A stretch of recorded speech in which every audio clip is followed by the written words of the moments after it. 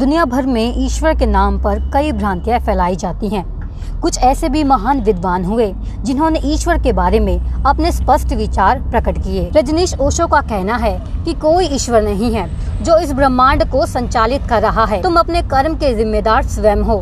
मंदिर में बैठा भगवान खुद अपना दिया नहीं जला सकता तो वो तुम्हारी जिंदगी में कैसे दिया जलाएगा।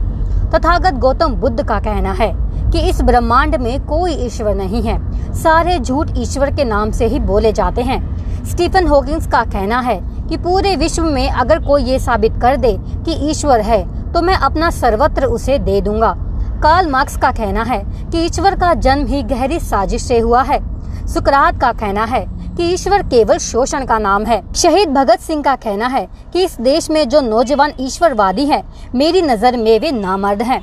पेरियार रामास्वामी नायकर द्वारा भी ईश्वर से कई सवाल पूछे गए। क्या तुम कायर हो जो हमेशा छिपे रहते हो, कभी किसी के सामने नहीं आते? क्या तुम खुशामद परस्त हो जो लोगों से दिन रात पूजा अर्चना करवाते हो?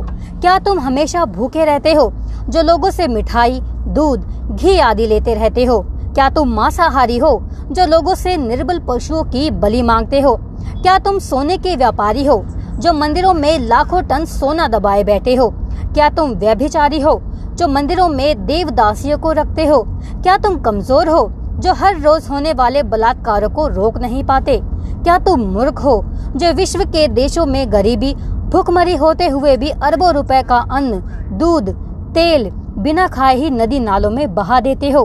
क्या तुम बहरे हो जो बेवजह मरते हुए आदमी तथा बलात्कार होते हुए मासूमों की आवाज नहीं सुन पाते? क्या तुम अंधे हो जो रोज अपराध होते हुए भी नहीं देख पाते?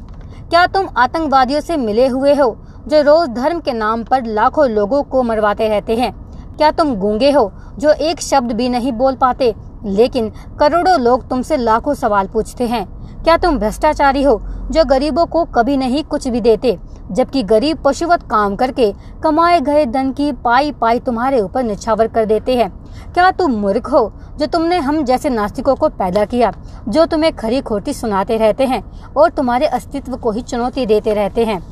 पेरियार रामास्वामी ने अपनी पत्नी का भी हृदय परिवर्तन किया था। तमिलनाडु के क्रांतिकारी महामानव पेरियार रामास्वामी नायकर का विवाह होने के पश्चात जब उनकी पत्नी नागम्मई दुल्हन बनकर ससुराल आई तो उनके सामने दो संस्कृतियों का संगम था। अंधविश्वास की सौगात उन्हें नहर से ससुराल में विरासत के रूप में मिली थी। अपने पति का धर्म के प्रति चिंतन ने उन्हें भी सोचने पर बाध्य कर दिया था। वे दो पाटों के बीच में पिसी जा रही थी। हिंदू धर्म के अनुसार दशहरा जैसे जुलूसों पर जब भारत की जनता द्वारा ताजियों की तरह रावण के पुतले दफनाए या जलाए जाते थे तब पेरियार रामास्वामी राम का पुतला जलाते थे।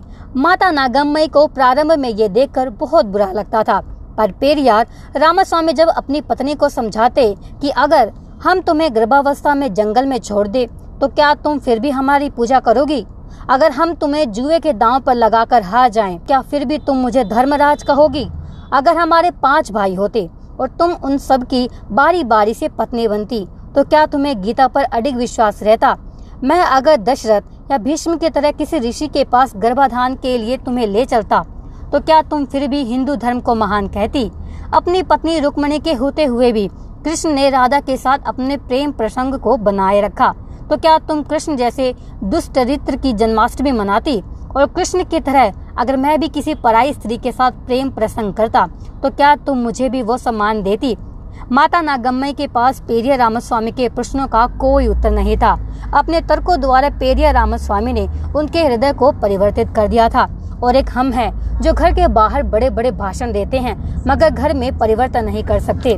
पत्नी नहीं सुनती क्योंकि हम पेरियार नहीं बनना चाहते। पेरियार बनकर देखो, आपकी पत्नी का हृदय परिवर्तन हो जाएगा। मद्रास हाईकोर्ट में एक याचिका आई जिसमें कहा गया था कि तमिलनाडु के पेरियार की मूर्तियों के नीचे जो बातें लिखी हुई हैं वे आपत्तिजनक है और लोगों की धार्मिक भावनाओं को ठेस पहुंचाती हैं, इसलिए उन्हें हटाया जाना चाहिए।